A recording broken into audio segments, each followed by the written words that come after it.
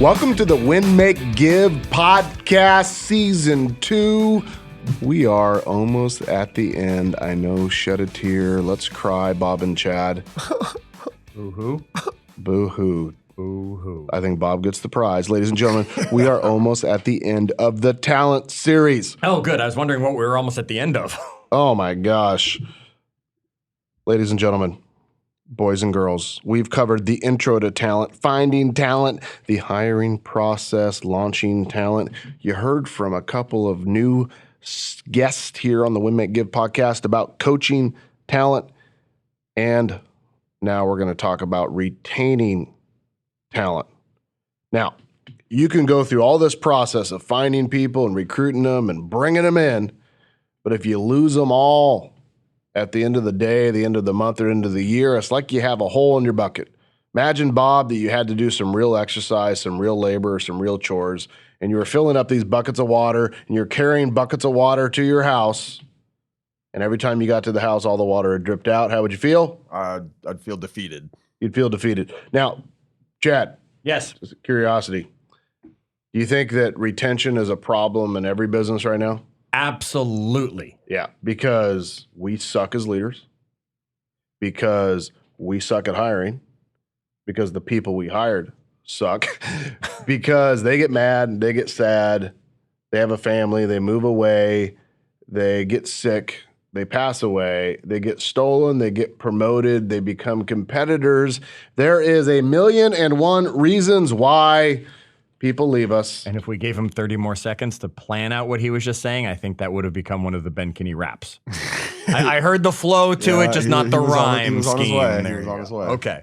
Yes, Ben, there are thousands of reasons people don't stay, whether it's our fault or their fault or a little bit of each. How do we learn to retain talent in our worlds, though? You've told us how to find talent. You've told us the process to go through to hire the right people. How do we keep them? If I may, let me teach you how to get them to stay. It's simple if you understand what to say on the way to keeping people that are talented. Yay, yay, yay, ladies and gentlemen. I just busted that one off with zero thought. I am here to stay. Do you want to hit or hear more of this? Please hit play on the Win, Make, Give podcast. We are still talking about retaining talent. Here's the thing. When you retain talent, it's because there's an alignment between a subject that we talked about previously on one of our podcasts called Love and Results. Mm-hmm. And when there's an alignment, not just between the employer to the employee, but between the employee and the employer, then there shouldn't be many situations that cause us to go separate ways. Okay. So let's start off with our retention conversation, talking about love and results. Okay, so let's take both of you. I love you guys a lot. You're awesome. Some of my better friends in the entire world. We've known each other a super long time. Dave in the background, that includes you. You're pretty awesome too. However, just because you like somebody doesn't mean they're always going to do a good job. And if I was the boss and I was continuing to pay people, and over time they didn't do what I asked them to do, or they did it 80% of the way, or they argued with me, or they created drama, or there's some problem, what do you think would build up inside me? Resentment. Resentment. Because I feel bad. I'm irritated that I'm paying this person, and they just aren't doing what they said they're going to do. Yep. So I start building up resentment, even though they could be my friends or family or people I care about, right? Maybe even worse in that case. Yeah. What happens when resentment builds too much? Well, there's going to be conflict. Yeah. I mean, essentially, you're going to have a blowout. Like, boom! Yeah. Boom. Ladies and gentlemen, a blowout, Bob. And then what happens when you have a blowout with someone? You don't like them anymore. A million things could happen, but ultimately, they probably start looking somewhere else. They start thinking, Yeah. Hey, this isn't for me, and you probably start thinking the same thing. They're not for me anymore. It's just. Have you guys ever worked with somebody that were your friends prior, and that it didn't work out, and now you're no longer friends? Yes. Yes. Yeah. I can think of lots of people, unfortunately, that it didn't work out. Now, when I think about it, Some people would say, don't hire friends, don't hire family. Sure. No, that's not the problem. The problem is that you didn't address the concerns and say the right things and work your way through it or find an amicable. There you go. Tried to spit that out today, ladies and gentlemen. A way to end the relationship. So that's results. Okay. You love somebody and they don't get results and you're going to have resentment. Sure. There's also the scenario where they get a lot of results. I can think of a guy I let go recently. Yeah. But he was a jerk. I didn't like him. Right. And he was mean to people and mean to customers. In fact, So there was results. I should There read wasn't you the text love. messages. There was results, no love. He was mean to you too, wasn't he? It is what it is. Yeah. Right? And we don't have a lot of rules here at our companies other than work hard and be kind. Right? And sometimes it's hard because you got to be kind to people that are not being kind to you. Yep. But I didn't say work hard, be kind to only people that are being kind to you. I say work hard, be kind to everyone, right? Okay. So in that situation, even though he was great at what he did, he was a jerk. And if I could have let that go on, I might allow him to perform for our company, but I wouldn't hang out with him. I wouldn't promote him. I wouldn't give him raises, right? I wouldn't invite him to things. And then when I didn't do that, how do you think he would feel? He'd be resentful. He'd be like, hey, I'm the top performer. Hey, I do this, and I'm not getting that. You bring Chad instead, right? That's not fair. Why didn't you invite me? Why didn't you hang out with me? And then that person builds up resentment, and then it could blow up, and you end up with these bad situations. The other thing that I think either one of those scenarios can do if you don't address them is they start to bleed into other areas of the organization, right? People start to go, well, why is that guy even around here? Nobody likes him, or why is that person around here? They don't perform. And other employees start to get resentful that person's still in our world, right? When they're not either liked or they don't get results. And then you teach your organization that those are B players, and then your organization uses those words against you, and they're like, hey, why are you keeping the B player? That one's definitely a B player. Prove to me he's not a B player. And you can't do it. Right. Right.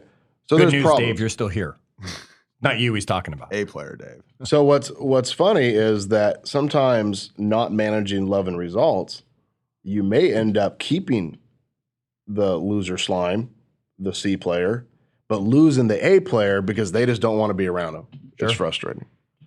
So when you think about retention, I want you to ask yourself the question, even before you get to this point, when you hire them, do I love this person? Could I see myself hanging out with them? Could I see them being friends? Could I see myself pouring into them and coaching and mentoring and training them? If you feel like, I can't stand this person.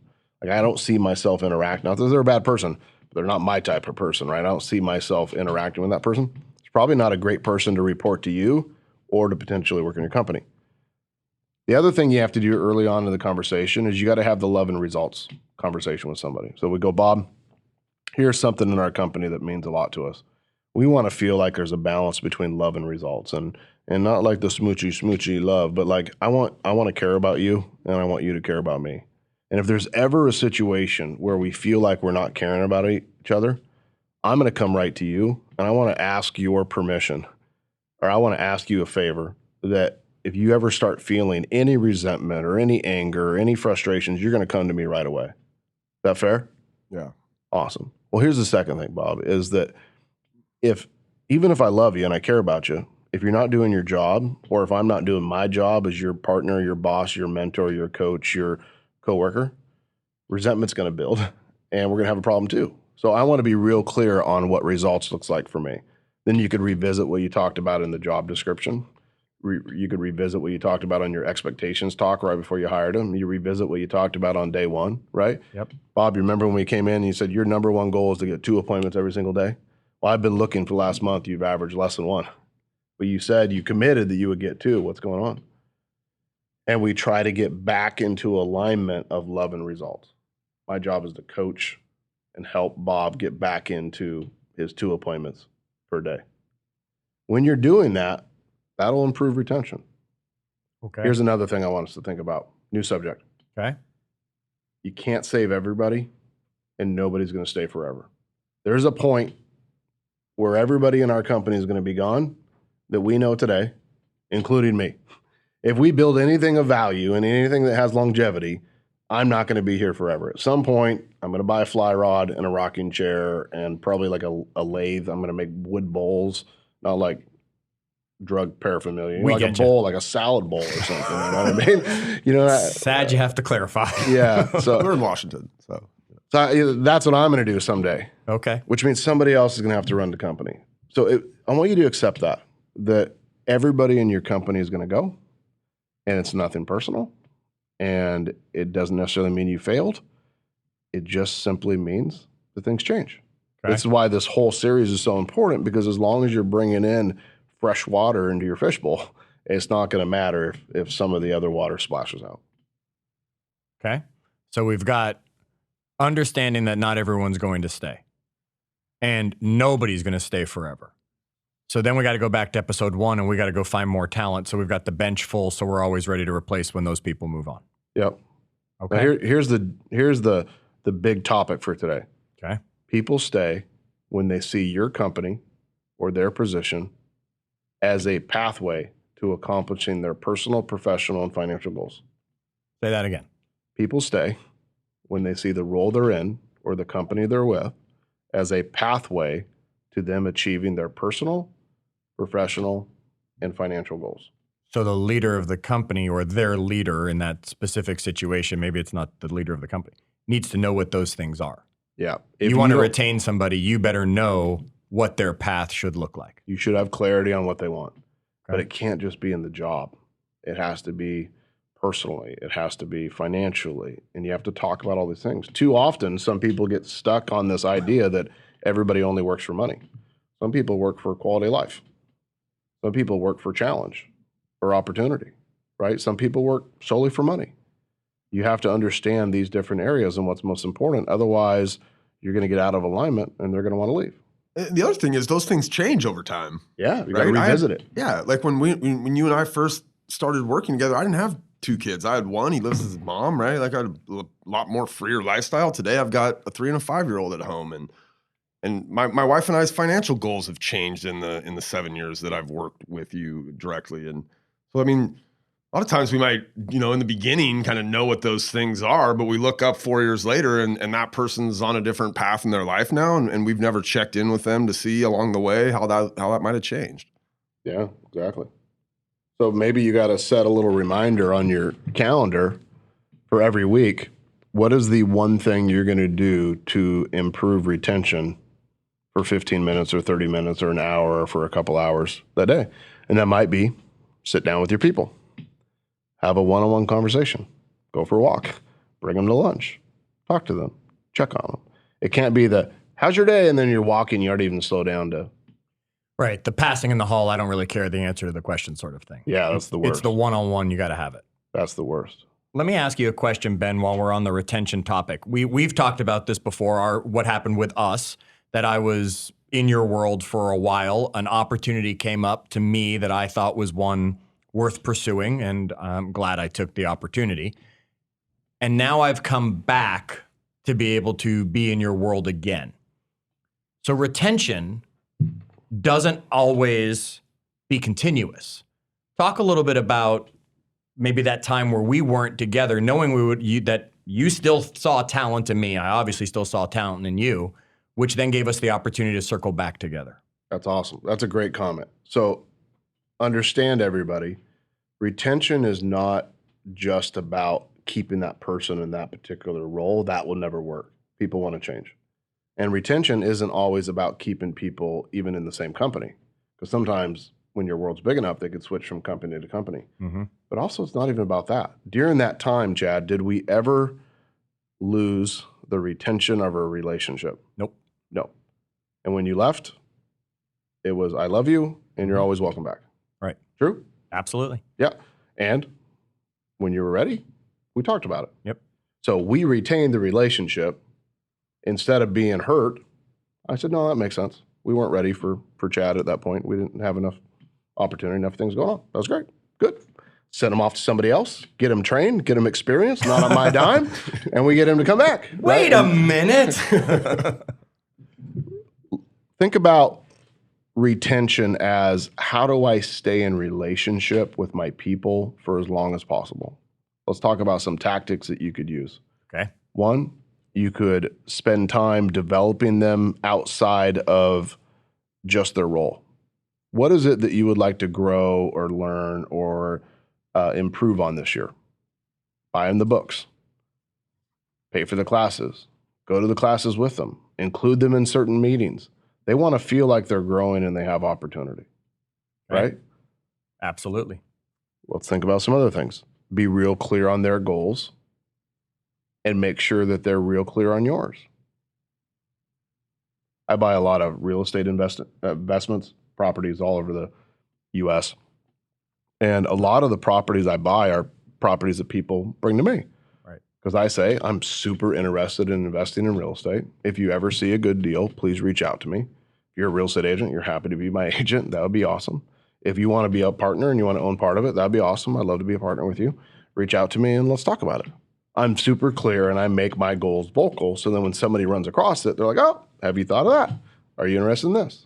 I made mine. Now it's important for them to also make theirs, right? Okay. Well, here's another thing you could do. Create other opportunities in your company. You could start a podcast with a couple of knuckleheads and a AV guy. We could start another business. We could invest in something. We could create a new income stream. I've bought properties with people. I've bought companies with people, right? There's lots of ways to create additional opportunities with people so that you're weaving these different things of your life together and you wake up and you're quite married. Like you just couldn't imagine operating without a Chad, a Bob, or a Dave in your life. That makes sense? For us, yes. The people out there might be like, oh my God, Chad, a Bob, and a Dave in their lives could be, That's a lot. Yeah. That is a lot. It's a handful. So let's ask you guys, what are some things that keep you in relationship with the companies you've worked with or the people that you've worked with? I think for me, one of them has been that, and this kind of it's not one of the ones you just gave here, but it gets to just the whole theme, which is like, I really feel like this is the first time I've worked at a company where I feel like my boss actually gave a rip about me besides the results I got at the company.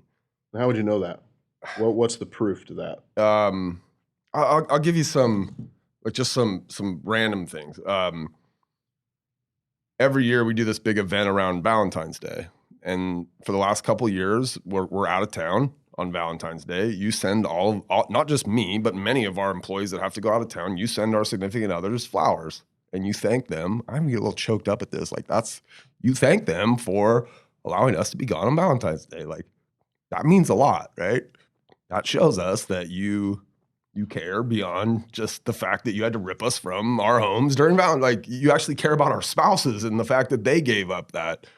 Like those little things, one of those events, I came in one day and I was kind of bitter and you're like, what's the matter? And I'm like, there was a shoe drop this morning. I didn't get them. I'm pissed. I didn't get the shoes. And like, what shoes were they? Show me. And I showed you the shoes and that was it, right? I didn't think anything of it. And then 2 weeks later, I walk into the office and you've got those shoes. You're like, hey, I got something for you. You pull them out front of the desk. And I'm like, get out of here. Like you found these shoes, these exclusive, can't get your hands on them, sold out in 30 seconds shoes for me. Like, wow. Like it's the check-ins at we kind of have our time, right? 11 o'clock at night. It's those check-ins. Hey man, I haven't heard from you for a couple of days. How you doing? Everything all right? You have a pulse on the people that in our company that are connected to you.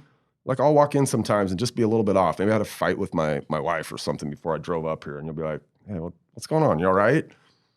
And I think, traditionally when you work at a company and most of us keep those things kind of close to the vest, right? I can't imagine another company, some of these other big places I've been where I walk in the door and somebody say, hey, what's the matter? You okay? And they don't have that relationship with me. I'm not going to give them those goods, right? I'm going to tell them what happened last night with my wife and I got in a fight or whatever that was, right? My kids were being little brats this morning but like I want to open up to you on those things because I do really feel like you care.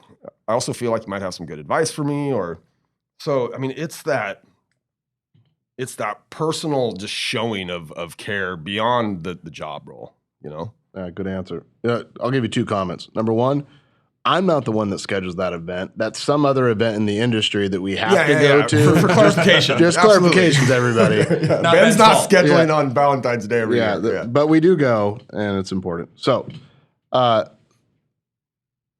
second comment. I get super frustrated when I hear other leaders say they don't have time and they can't do that. And I look and they have 5 employees or 2 or 10 or 6 or whatever. I don't know, Bob, how many people in our company do you think you could reach out to and they would say that they would have a similar feeling or story like that? I think a lot of them. Josiah, we were interviewing a talented individual yesterday, and you had Josiah sitting in the room with us, and towards the end of the interview, he mentioned how when he first came here, his wife was looking for a job, and you offered to sit down with her and do like an hour of like life coaching with her basically and help her figure out as they moved to Bellingham here, like what was going to be a great opportunity for her. So I think you could just go down the line here at our company and everybody has multiple, but I'm sure there's at least one really vivid story like that where they feel like you just kind of went out of your way to be interested. I think that trickles down because the same thing would happen if I asked a bunch of people about their relationship with you or with Chad. Right, because we just touch a lot of people because we set that standard that we work hard and we're kind and this relationship matters. What would you add, Chad? I think the 2 things that I would add while I was listening to Bob, and Bob's covered obviously in this organization how you genuinely care and show that to others. But I think the 2 things that have probably kept me in the relationships, the business specifically relationships I've been in the longest, one is honesty. I don't care if it's good news, it's bad news, that doesn't matter, but it's that it's honest news. Because one of my biggest characteristics and one of my biggest traits is loyalty. And if I can't trust you, I can't find myself in that organization. So as soon as I feel that's broken, it falls apart in my world. The other one for me would be that I'm challenged. Usually every few years, Nita says to me, so you're ready to get another job, you're ready to move, you're ready to do something different because I've achieved what the goal was. And the goal was limiting, and there wasn't the ongoing challenge. The organizations I've stayed longest with have always challenged me to grow, challenged me to be better. I mean, it was when you and I had the conversation when I moved back to Washington, and one of the things you said was, what do you want to do? And I said, well, you need a podcast. And then you challenged me to say, good, go outline it, go put it together, go figure out what it's going to look like. Let's make it happen. And audience, I'm sorry, because you're still here listening to us. Yeah, right. But it's having that challenge put in front of me and the carrot always having to be moved, but then the reward along the way that makes the carrot worth chasing. It's funny because obviously every time you don't retain somebody and they leave, we get to see that. We get to see the other side of that when talent comes into our world. If you guys haven't listened to the episode where we talked about finding talent, go find Ben's post on LinkedIn. It's one of the best job posts I've ever seen. Yes. And we were in a conversation. We were in an interview yesterday with an individual who was comfortable in his job. He has a nice job. He makes really good money. But when we were sitting down there with him yesterday, asking, by the way, why he had reached out to us, it was because of that post. But it was that at his current company, he did not feel like there's a challenge. It's not. He's comfortable. He makes good money. He even likes what he does. But it doesn't challenge him. And he had said to us that his wife had asked him, like, do you feel challenged in your current job? Because she has a job that's constantly challenging her and forcing her to learn new things. And one of the main reasons he was reaching out to us, this really talented individual, was because his company was not currently challenging him, Chad. So I think that's an awesome point. Yeah, I'm going to grab that and I'm going to post that LinkedIn post that Ben had in our Facebook group. Yeah. So facebook.com/group/win-make-give. When this episode drops, I'm going to post that so you can see the job description that Ben wrote, which was an absolute fantastic one that Bob's talking about. You know, and sometimes I think just to stay on this kind of challenging your people, and sometimes I think we see people that are busy, but they're not challenged. They're just busy in our organization, right? They're just kind of clicking away, doing that, but it's the monotony, it's boring, it's a routine.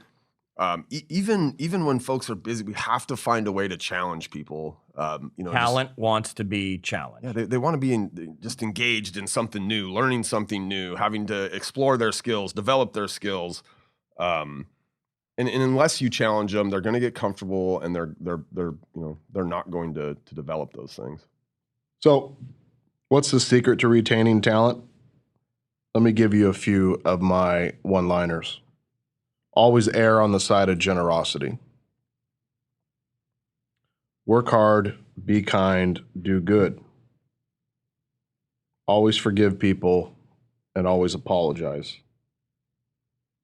Lastly, work on yourself. People will follow you to the extent that they believe you can give them value. And if you don't take the time to invest in yourself and learn something new and find new ways to help them, they're going to stop following you and they're going to go find somebody else that they can learn from. You could do these things. Retaining is not going to be that hard of a deal. Ladies and gentlemen, I hope that the intro to talent, finding talent, the hiring process, launching talent, coaching talent, and lastly, retaining talent gave you a good head start on what it's like to build a big business with talented people that never want to go anywhere. This talent series is a snippet of all the things that we cover in the Would Make Give podcast and all the hundreds and something episodes in the first season and now the second season that we've talked to. They all relate because all of this is about winning in life and in business and making money and making other people money. And then once we do, giving money away and doing good on the journey. Absolutely, Ben. Here at Win Make Give, we are trying to do good on the journey, and that is by living up to the give. So again, if you have a charity that you support, we want to give to it. Come join us in our Facebook group. That was facebook.com/group/winmakegive. Find the most recent post where we were asking about charitable organizations that you support. Let us know the ones that you do, because with each episode, we are making donations to charities to help support the causes that matter to you. And continue thinking that way. And until our next episode, as always, do good.